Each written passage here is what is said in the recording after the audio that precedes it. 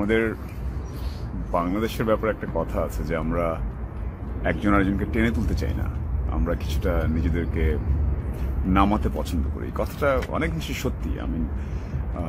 আমি যদি পাশের দেশ দেখি, ভারতের কথা বলি, সেখানে দেখা যায় একজন যখন বাইরে বিদেশে ভালো অবস্থানে যায় বা একটা ভালো চাকরি পায়, তখন দেখা যায় যে সে টেনে টেনে বাকি ভারতীয়দের খুঁজে বের করে যে কাকে কি অবস্থানে নেওয়া যায় বিভিন্ন কোম্পানিতে।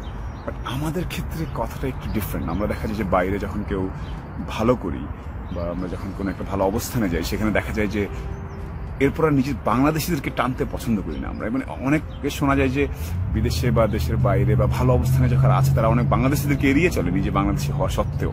কথাটা সত্য, মানে কথাটা অনেক ক্ষেত্রে আমি দেখতে পাচ্ছি যে ইউনিটির যে ব্যাপারটা, নিজের দেশকে টেনে তোলা, এই ক্ষেত্রে নিজের দেশি মানুষজনকে একটু টেনে তোলা দেশের বাইরে, এ ব্যাপারে আমাদের কিছুটা ঘাটতি আছে। সো অস্বীকার করা যেতে পারে, বিরক্ত হওয়া যেতে পারে, অনেকে এটা নিয়ে রাগ করতে পারেন, বাট কথাটা সত্য। আমার মনে হয় যে এখন বাংলাদেশ যেহেতু একটু একটু করে আগাচ্ছে, আমরা সাধারণত বিদেশি, যেমন কিছুদিন আগে দুবাইতে দেখলাম যে একটা ছেলে হুইল চেয়ার নিয়ে কাজ করছে, হুইল চেয়ার টানাটানি করছে, সেখানে কাজ করে দুবাই এয়ারপোর্টে। আমার কাছে সে পরিচয় দিল, আমার ভালো লাগে। আমি একটা কাজে যাচ্ছিলাম, দাঁড়ালাম একসাথে, দুজন ছবি তুললাম, একটু কথা বললাম, খুশি হলো সে বাংলাদেশি।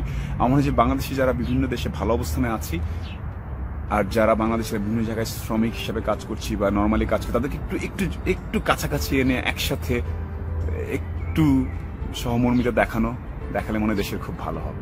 সো আমার একটা অনুরোধ থাকবে সবার প্রতি, যারা বাংলাদেশিরা ভালো আছি, বাকি বাংলাদেশিদেরকে যদি টেনে তুলি, একটু কাছে টেনে নেই। হ্যাঁ, অনেকের অনেক অস্বস্তি আছে, অনেকে বলবে যে এটা ভালো না, ওটা ভালো না, এটা জানে না, অনেকে ওটা জানে, তারপর একটু চেষ্টা করা উচিত। তাহলে মনে হয় যে অনেক বেটার হবে।